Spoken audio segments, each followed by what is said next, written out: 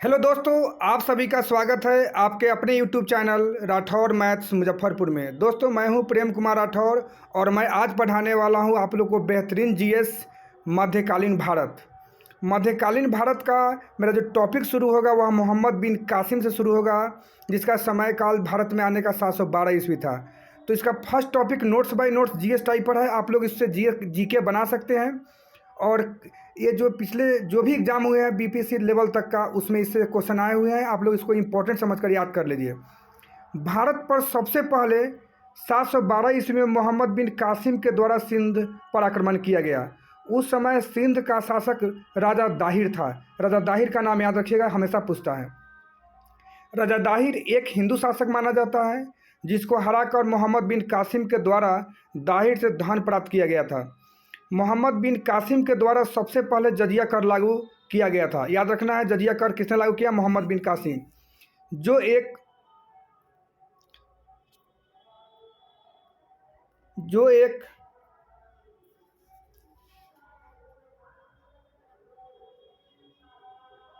जो एक धार्मिक कर था। यह कर केवल हिंदू से लिया जाता था। मोहम्मद बिन कासिम को सबसे पहले भारत पर आक्रमण करने के लिए बौद्ध भिक्षु ने समर्थन किया था। मोहम्मद बिन कासिम ने दिरहम नामक सिक्के को चलाया था।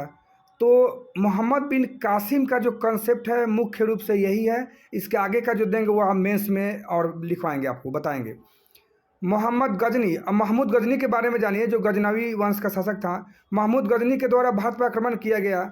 यह गजनी का रहने वाला था। इसने भारत में पंजाब के हिंदू शाही शासक जयपाल को हराया तथा उससे धन प्राप्त किया था।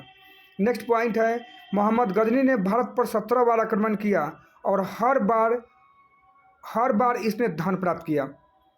महमूद गजनी का सबसे महत्वपूर्ण आक्रमण सोमनाथ मंदिर पर 1025 ईस्वी में किया गया था, जिसमें सोमनाथ मंदिर से उसे काफ़ी मात्रा में धन प्राप्त हुआ था। महमूद गजनी के द्वारा अंतिम आक्रमण जाटों के विरुद्ध 1027 ईस्वी में किया गया था, क्योंकि जाटों ने सोमनाथ मंदिर से धन ले जाते समय कुछ धन लूट लिया था। महमूद गजनवी की मृत्यु 1030 ईस्वी में हुई थी। इसने यामी नौदौला की उपाधि धारण किया था। मोहम्मद गजनवी ने अपने जीते गए क्षेत्रों पर एक सेना रखा था। इस सेना का प्रमुख तिलक था। महमूद गजनवी ने अपने दरबार में कुछ इतिहासकारों को भी नियुक्त किया, जिसमें अलबरूनी, उतबी, फारूकी, फिरदौसी इत्यादि थे। ये लोग विद्वान थे, उस समय के विद्वान थे जो इसके दरबार में रहते थे।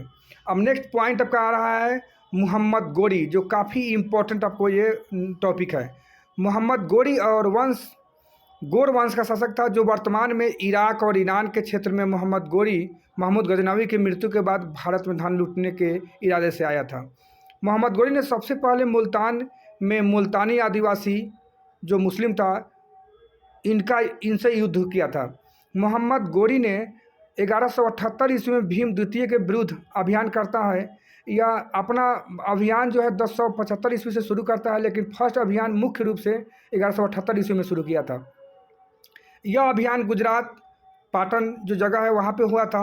मोहम्मद गोरी यह युद्ध हार जाता है। भीम द्वितीय की माँ नंदा देवी इस युद्ध का नेतृत्व करती है। मोहम्मद गोरी का दूसरा अभियान चौहान वंश के पृथ्वीराज चौहान के विरुद्ध होता है। इनके अंतर्गत राजस्थान का क्षेत्र था। पृथ्वीराज चौहान ने प्रथम लड़ाई मोहम्मद गोरी के साथ 1191 ईस्वी में किया था। इस युद्ध में मोहम्मद गोरी को बुरी तरह से हरा दिया था। इस युद्ध को तराइन का प्रथम युद्ध भी कहा जाता है।